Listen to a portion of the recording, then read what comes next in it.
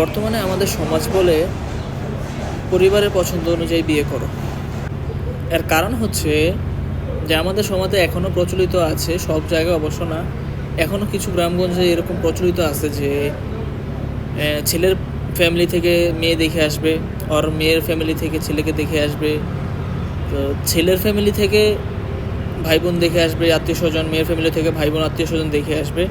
তো ওই অনুযায়ী আসলে ছেলে মেয়েদের মধ্যে এখনও বিয়েটা হয়, গ্রামাঞ্চলে এখনও এরকম প্রচলিত আছে। কিন্তু ইসলাম কি বলে? ইসলাম বলে তুমি তোমার পছন্দ অনুযায়ী বিয়ে করো। একজন ছেলে হিসেবে একজন মেয়েকে পছন্দ করবে, এবং একজন ছেলে হিসেবে একটা মেয়ে হিসেবে একটা ছেলেকে পছন্দ করবে। এটাই হচ্ছে ইসলামের নিয়ম, যে একজন ছেলে একটা মেয়ের সাথে সংসার করবে, একটা মেয়ে একটা ছেলের সাথে সংসার করবে। তো দুজন দুজনের প্রতি আকর্ষণ থাকতে হবে, দুজন দুজনকে পছন্দ করতে হবে, দুজন দুজনের চাওয়া পাওয়ার প্রতি দুজনকে খেয়াল রাখতে হবে।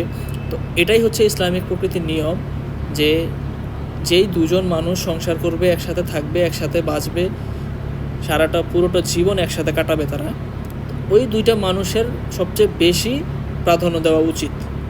কিন্তু আমরা এখন ইসলামের ঠিক উল্টো পথে হাঁটি।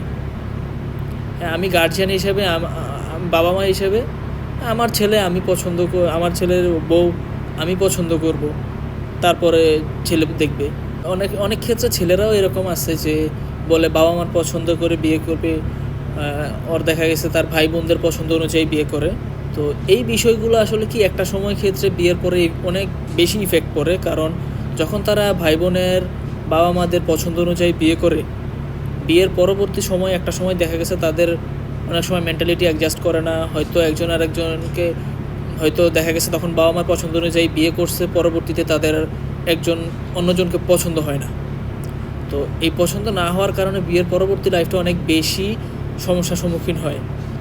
পরবর্তীতে লাইফে অনেকে দেখা গেছে যদি হাজব্যান্ডকে যদি পছন্দ না হয় ওয়াইফের, তার মনের ভিতরে এই জিনিসটা একটু অকওয়ার্ড লাগে। সেম ক্ষেত্রে যদি একটা মেয়ের ক্ষেত্রে এই কাহিনীটা হয় যে তার হাজব্যান্ডকে একটা ছেলে তার ওয়াইফকে পছন্দ করে না, ঠিক আছে, বাবা মার পছন্দ অনুযায়ী বিয়ে করছে, হয়তো এই পরিস্থিতিতে দুই পরিবারের মধ্যে একটা সমস্যার সৃষ্টি হয়। যখন সমস্যাগুলো সৃষ্টি হয় তখন একটা সময় দেখা গেছে এই সম্পর্কটার প্রতি কারোরই কোনো ওই পরিমাণ যেই একটা সাপোর্ট থাকা উচিত, যেই একটা অ্যাঙ্গেজ থাকা উচিত নিজেদের মধ্যে, ওই জিনিসটা পাওয়া যায় না। যে একটা মধুর সম্পর্ক দুজনের মধ্যে, ওই জিনিসটা তখন থাকে না। তো এই কারণে ইসলাম বলে সব সময় যে তোমরা নিজেদের পছন্দ অনুযায়ী একে অন্যকে পছন্দ করে বিয়ে করো। ইসলামিক তরিকা নিয়ম অনুযায়ী আমাদের এটাই করা উচিত।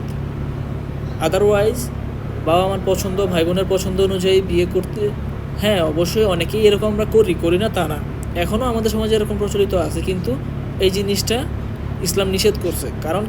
কারণ হচ্ছে বিয়ের পরবর্তী লাইফে যেন একজন আরেকজনকে নিয়ে কোনো ধরনের কমপ্লেইন না থাকে, এবং দুজন যেন সুখী শান্তিতে বসবাস করতে পারে, দুজন দুজনকে ভালোবেসে, দুজন দুজনকে সম্মান, শ্রদ্ধা, রেসপেক্টের কারণে।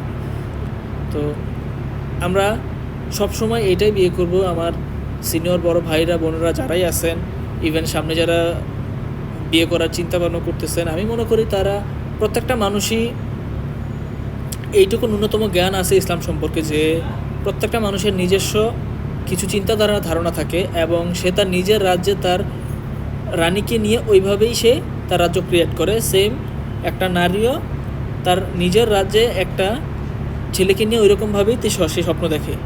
তো এই কারণেই একজন আরেকজনকে দেখাদেখির মাধ্যমে আসলে দুজনের সম্পৃক্ততা সৃষ্টি হয়। তো ইনশাল্লাহ সবার প্রতি একটা অনুরোধ রইল, পরিবার হ্যাঁ আছে, পরিবার থাকবে না অবশ্যই তা না, পরিবার অবশ্যই থাকবে।